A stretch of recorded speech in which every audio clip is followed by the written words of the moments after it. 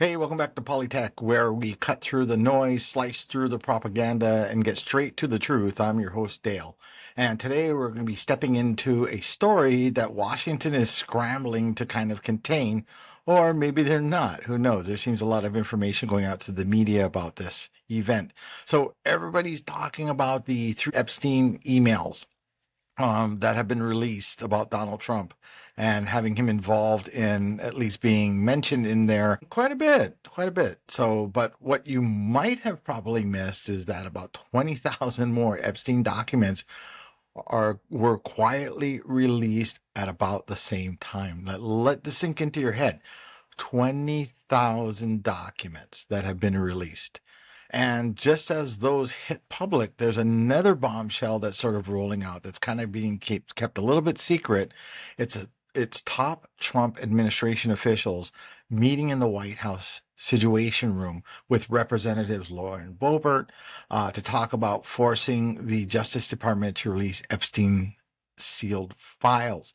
What it's really about is to have her change her mind about the vote, since they've hit the 218 threshold where they can actually release the files. So while the headlines are chasing a few old emails that are important, don't get me wrong, we're going to be talking about that a little bit later.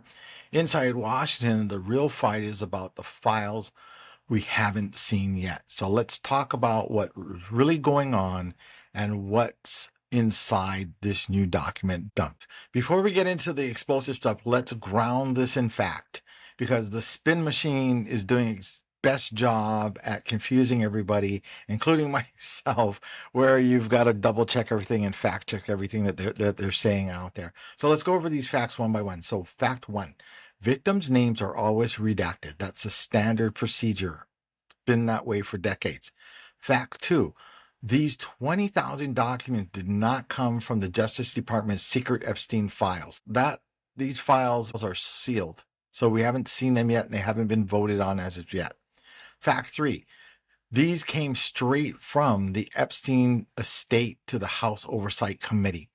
Both parties looked at it, both parties signed off on it and agreed upon releasing them.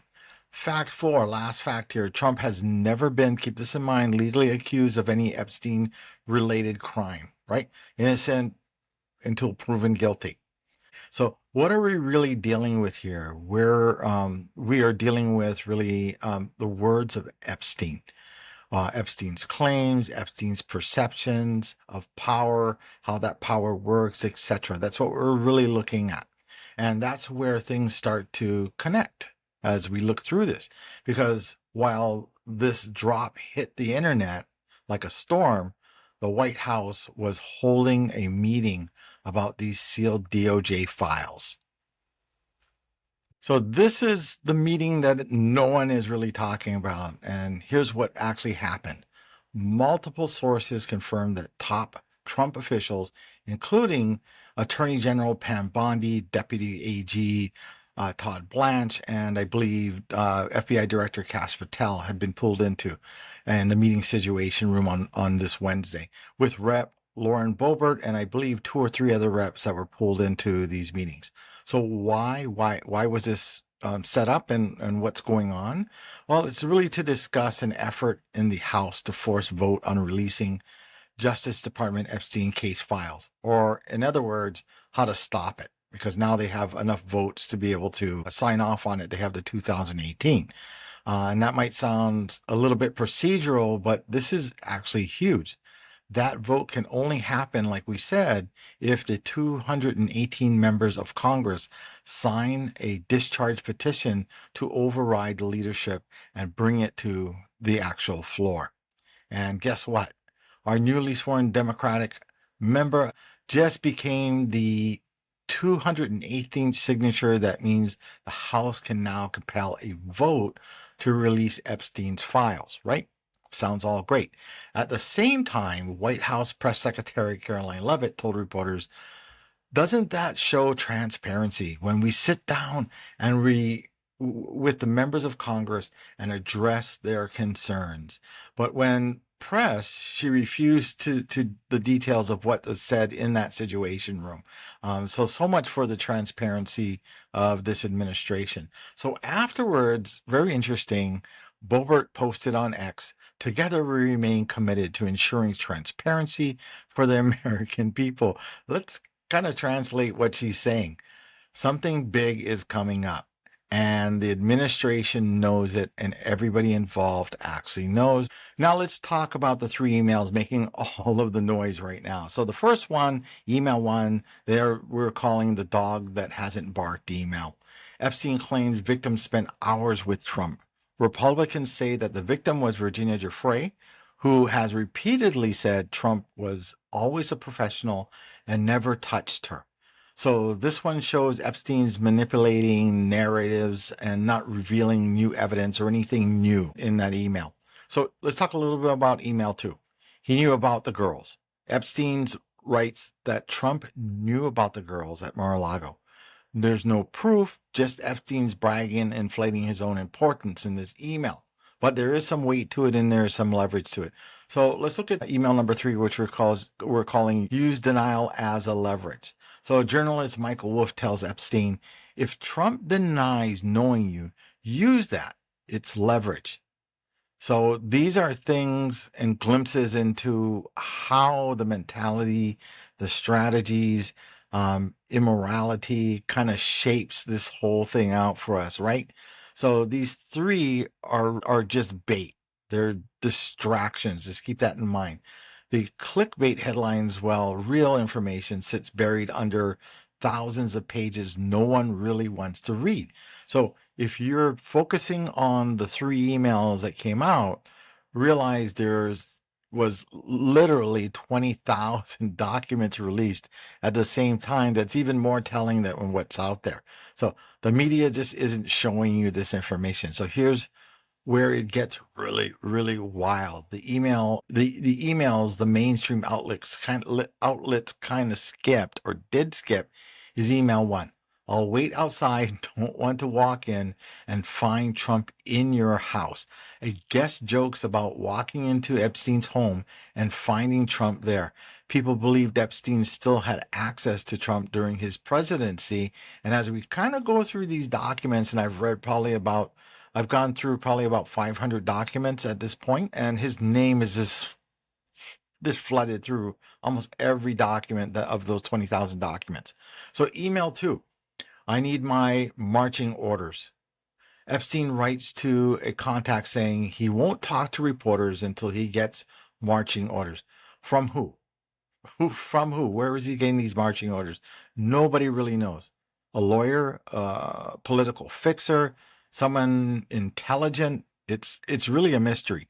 And that line alone probably sets off alarms for a whole bunch of agencies. So let's look at the third email that I looked at. Gently imply that I have tapes. So Michael Wolff tells Epstein to gently imply that I have tapes of who, of what. Nothing in detail is put into these emails, no explanation.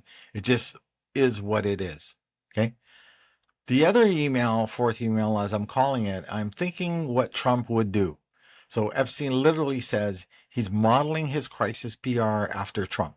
He admired Trump's ability to shape narratives and even when he's cornered, even if he's lying or telling half truths or whatever it may be.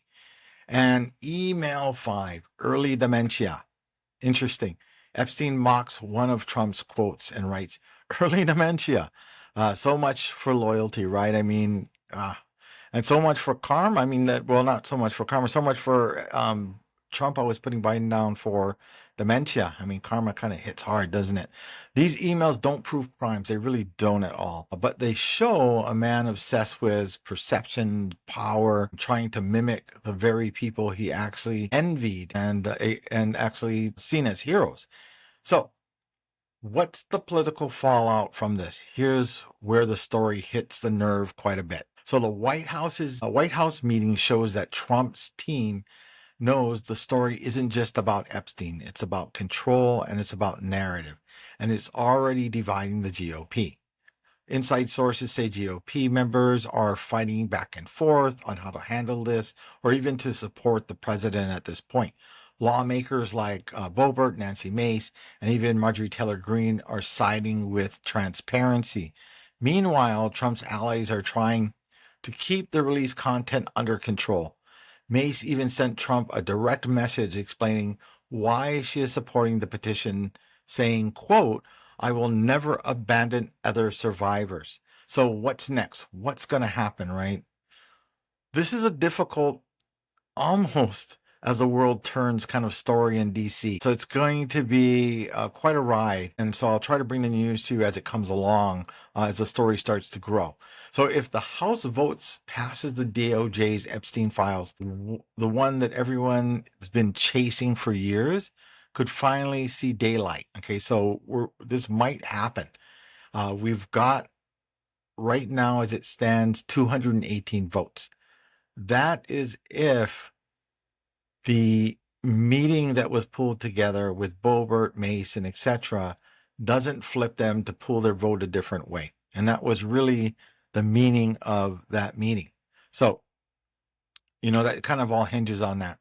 And that's where it gets really, really complicated because Trump himself has signed off on releasing the very files that could mention him. Whether that's confidence that it will never be released, or maybe internally he wants to admit to what he actually did. So, what does all this mean? Epstein wasn't just a predator, he was a manipulator, a total manipulator, a man who lived on the illusion of power and power from others. He talked about presidents and CEOs as if they were chess pieces that he could actually control. And that illusion, that perception, is what made him extremely dangerous. Now, Washington fighting over who controls the rest of the truth, the 20,000 documents were just an appetizer. The sealed DOJ files, that is the main course, that is the main truth. If you want me to keep digging, if you want me to do a part 2 to this, where we trace the network behind the communications, share this episode, tag me on social media. You can also follow me on Spotify, on Substack, and on YouTube. I want to thank everybody for listening to me. And again, please feel free to follow me.